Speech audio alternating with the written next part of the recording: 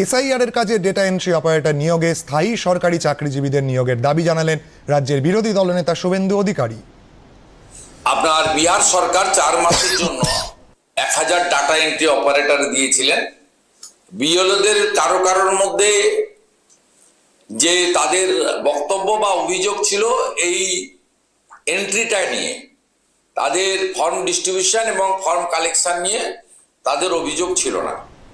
মমতা বন্দ্যোপাধ্যায় তাদের যে additional remuneration ফিনান্সকে দিয়ে আটকে রেখেছিলেন, ডাটা এন্ট্রি অপারেটরের নিয়োগও ফিনান্সে আটকে রেখেছিলেন মমতা ব্যানার্জি। ক্যাবিনেট মিটিংয়ে এই 1000 ডাটা এন্ট্রি অপারেটরকে অনুমোদন দেওয়া হয়েছে গতকাল। মিটিংয়ের পরে তিনি পূর্ণেন্দু মাঝি, যিনি পূর্ব মেদিনীপুরের ডিএম ছিলেন, তাকে এখন WTL এর সিও বানিয়েছেন।